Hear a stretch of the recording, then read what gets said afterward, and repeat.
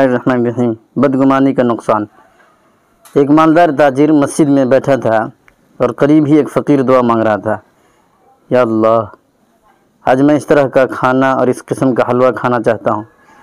تاجر نے یہ دعا سن کر بدگمانی کرتے ہوئے کہا، اگر یہ مجھ سے کہتا تو میں اسے ضرور کھلاتا، مگر یہ بہانے سے مجھے سنا رہا ہے تاکہ میں سن کر اسے کھلا دوں۔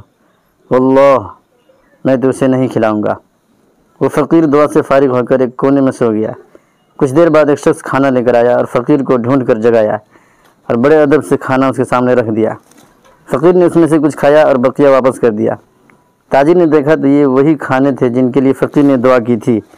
تاجر نے کھانا لانے والے کو اللہ تعالیٰ کا واسطہ دے کر پوچھا، کیا تم انہیں پہلے سے جانتے ہو؟ جواب ملا، بخدا ہرگز نہیں، میں ایک مزدور ہوں۔ میری زوجہ اور بیٹی سال بھر سے ان کھانوں کی خواہش رکھتی تھی مگر مہیا نہیں ہو پاتے تھے۔ آج مجھے مزدوری میں ایک مثقال یعنی 4.5 ماشا سونا ملا تو میں نے اس سے گوشت وغیرہ خریدا اور گھر لے آیا۔ میری بیوی کھانا پکانے میں مصروف تھی کہ اس دوران میری آنکھ لگ گئی۔ آنکھیں تو کیا سوئیں، قسمت جاگ اٹھی۔ میرے خواب میں حضور صلی اللہ علیہ وسلم تشریف لائے اور فرمایا، آج تمہارے علاقے میں اللہ کا ایک ولی آیا ہوا ہے، اس کا قیام مسجد میں ہے۔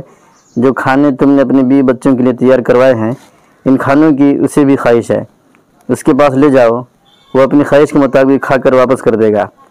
بقیہ میں اللہ تعالیٰ تیرے لیے برکت عطا فرمائے گا اور میں تیرے لیے جنت کی ضمانت دیتا ہوں۔ نیند سے اٹھ کر میں نے حکم کی تعمیل کی جس کو تم نے بھی دیکھا۔ تاجر کہنے لگا، میں نے ان کو انہی کھانوں کے لیے دعا مانگتے سنا تھا، تم نے ان کھانوں پر کتنی رقم خرچ کی؟ اس شخص نے جواب دیا، مثقال بھر سونا۔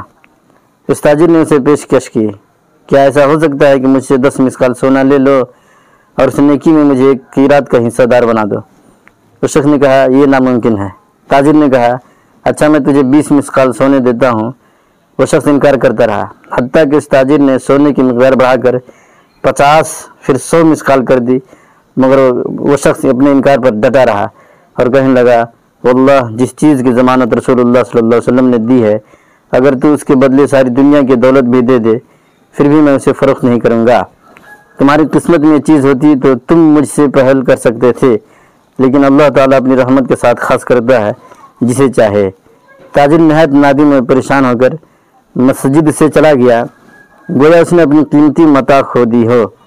روض الریاحین، الحکایۃ الثلاثون بعد الثلاث، صفحہ نمبر 277۔